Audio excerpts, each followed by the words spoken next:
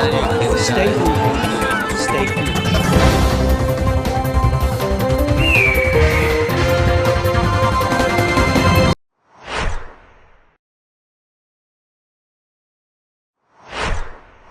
Sin duda es un tema que se politiza, es un tema polémico y es un tema que da mucho a la especulación. Siempre que se habla de paraísos fiscales, se presta a la especulación en un sentido de que es usualmente asimilado como algo que tiene que ver con la corrupción. Lo cierto es que no es necesariamente así. La existencia y el reconocimiento de los paraísos fiscales pues no es un motivo de pensar en la ilegalidad. Finalmente es un esquema y un recurso de muchos lugares y muchos países para poder tener una viabilidad económica. Pensando en países o en pequeñas islas, estados, en fin, las Islas Vírgenes, Seychelles, incluso estados dentro de la propia Unión Americana, ¿no? Como Delaware, finalmente utilizan un esquema de lo que se llama comúnmente esto, ¿no? Paraísos fiscales, que no es otra cosa más que territorios donde finalmente se otorgan una serie de condiciones o canonjías que atraen y permiten la inversión y la atracción de capitales extranjeros. La especulación viene en el siguiente sentido. Por un lado, que una empresa, una sociedad, un inversionista decide llevar su dinero a un territorio como estos, como es el caso de Panamá, de ahí el nombre, y ahí registra y da de alta su sociedad. Una vez que está registrada ahí la sociedad, indudablemente que tiene pues exenciones de impuestos, tiene también facilidades para la apertura de créditos, de acceso a diferentes instrumentos de inversión, en fin, de las tanto bancas centrales como las bancas comerciales. Y por otro lado también permite esta cuestión que es la más polémica, el secreto bancario. ¿Por qué? Porque muchas de estas pues, instituciones bancarias de los paraísos fiscales lo que permite es que guarda con recelo quiénes son los socios, cuántos socios son, cuánto dinero se invirtió, en fin. Entonces aquí viene la suspicacia y particularmente, sobre todo las grandes economías, Estados Unidos, la Unión Europea, en fin, es un poquito el pleito que tienen, porque la mayoría de estas inversiones provienen de estas naciones.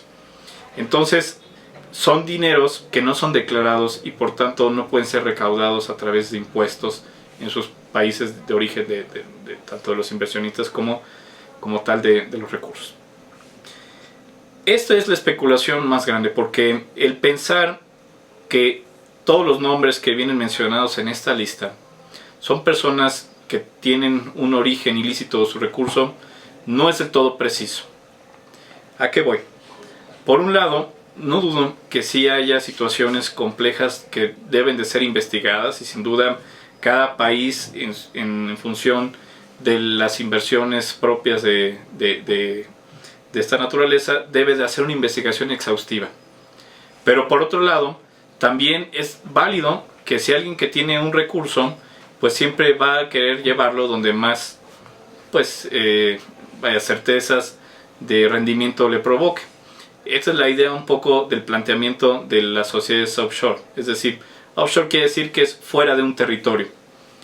Ahora bien, en cuestiones de lavado de dinero existen básicamente dos grandes instancias internacionales. El GAFI, que es la que regula a la mayoría de las instituciones financieras y bancas y a los gobiernos, quien tiene un listado, por así decirlo, una lista negra de los paraísos fiscales donde pone un especial énfasis para el origen de los fondos. Y por otro lado, Estados Unidos tiene su propia, la FATCA, que es una lista donde no necesariamente están los estados del GAFI. Y bueno, el GAFI se organiza a su vez regionalmente, por ejemplo en caso de América Latina, el GAFI Sur, y ahí digamos cada país se suscribe y tiene que apelar a una serie de reglas.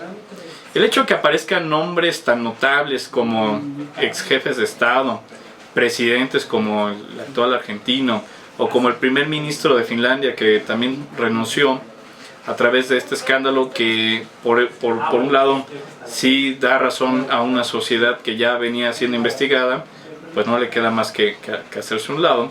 También parte de esta cultura anticorrupción que tienen los escandinavos.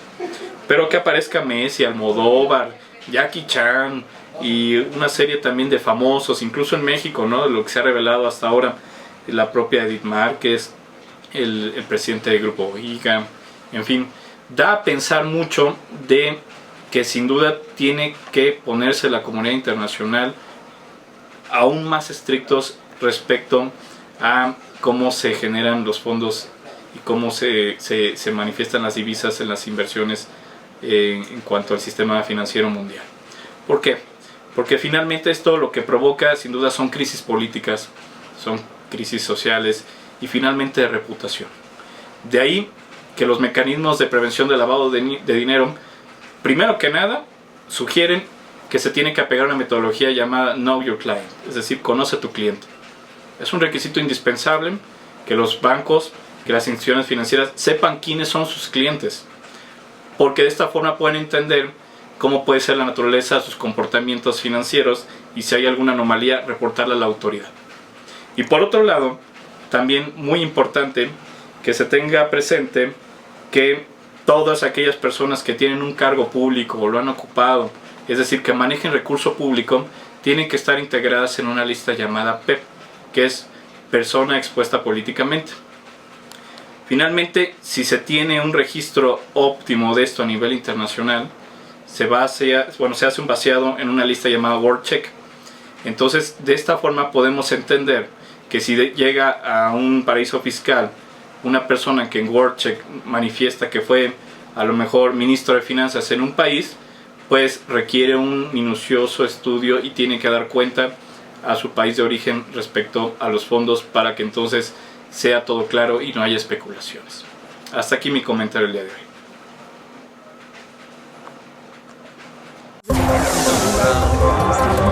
El secretario general. Stay